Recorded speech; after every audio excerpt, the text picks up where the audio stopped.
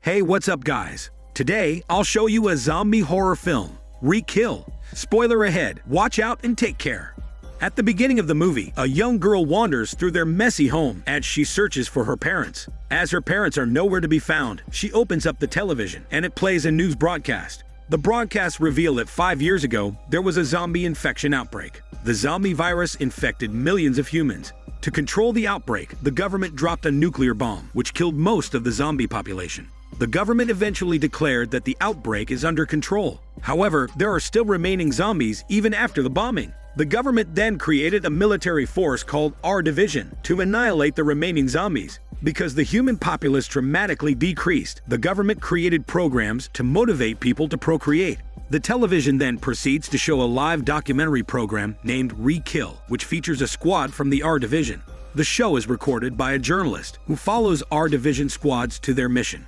In the show recap, R Division is raiding a plaza where there are reports of zombie activities. The team is slowly moving forward through the place as they hear zombies scream somewhere. Suddenly, zombies charge toward their team, prompting them to shoot their guns at the zombies. They quickly eliminate the small number of zombies. Unfortunately, one of the soldiers has been bitten by a zombie. As a part of the protocol, they are left with no choice but to shoot the bitten soldier to death. This is to prevent him from eventually turning into a zombie. As the situation seems to calm down, a horde of zombies attacks them by surprise. They shoot at the zombies, but the zombies greatly outnumber them.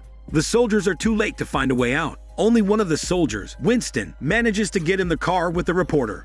As Winston is driving away, he realizes that the reporter is bitten by a zombie, so he shoots her without hesitation. In the current episode of the Re-Kill show, another journalist is joining a squad of our division on their new mission.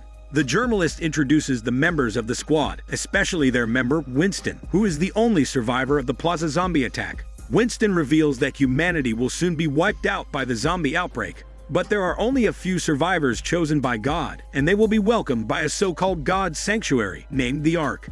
He claims that the Ark is a program enforced by the top officials of the government. The team leaves the headquarters for their first mission. They are heading towards a farmhouse that hides a zombie inside. Apparently, the farmer is hiding his zombie-infected wife, believing that there is a chance she will be cured. The farmer appears to cage kidnapped human beings inside the barn to feed his flesh-thirsty zombie wife. So the R Division squad heads to the attic to hunt it down. There they shoot at the zombie wife, but it moves quickly. It manages to bite a rookie teammate before the soldier has the chance to kill the zombie wife. In the end, the team has no choice but to finish off the rookie's life before he turns into a rookie zombie. Right after their first mission, their command center reports that there is a container truck carrying a horde of zombies. The team quickly drives to follow the huge container truck. They hit the truck, causing it to drive off the road. They take this chance to entrap the truck and head out to interrogate the driver. They force the driver to open up the container, and two of them enter to inspect it. There, a horde of zombies surprises them. In response, they fire at the waves of zombies that are charging at them. One of them points out that they need to shoot in the head to finish off the zombies. If they fail to hit the zombie in the head, it will just get more agitated. The squad continues to shoot at the waves of the zombie. Just as they kill the initial waves of them, more zombies are coming out of the container truck. The civilian tries to help them by hitting the zombies using the car. But in the end, the civilian ends up being eaten by the hungry zombies. As their gun bullets cannot stop the waves of zombies, they use RPGs, which cause a huge explosion. The explosion stops the zombies momentarily, and they shoot the zombie heads to finish them off. The squad is successful at their second mission. In an interview, the team leader believes that the zombie outbreak will soon reappear because humans are always fragile from infections. After their second mission, the doctor inspects their bodies in the headquarters to check if they are bitten. The doctors find out that there is a scratch on a member's arm, prompting them to put it in isolation. Later, the soldiers interrogate the driver of the truck. It is then revealed that the truck is heading towards the place called The Zone, which is a place locked down by the government because it has an uncontrollable number of zombies. The engineer worked together to seal off the area, and now people are forbidden to enter it. The truck driver reveals that he is tasked to deliver the zombies to the zone, and it is related to the activities of the Judas Project. The Judas Project is a secret organization conducting experiments on the zombies inside the zone. Because of this information, the top officials argue about whether the team should go inside the zone to investigate the situation. But in the end, they decide to deploy the squad to the zone despite the risk involved. It's then revealed that another team from our division entered the zone before, but no one managed to come back. As they are preparing to leave, the journalist interviews a nurse member named Rose about the teen leader's sad life. It's revealed that the teen leader is a former supermarket manager who lost his family to the zombie infection. Unfortunately for him, he needed to mercifully kill his young son after being infected. The next day, the squad heads up to the zone with the journalist, who will broadcast their mission. Apparently, there will be no form of communication in the zone because there is no signal transmitter inside. So the journalist will send the footage to the news truck in the borders of the zone using a drone. The news truck will broadcast the footage to the general public. The military truck drives to the border of the zone to deploy the squad. The squad walks out of the truck as they arrive there. They need to travel by foot to enter the forbidden place. They wander through the area, and the place is completely dark with no sign of any life. They pass through the pile of rotting dead bodies along the way.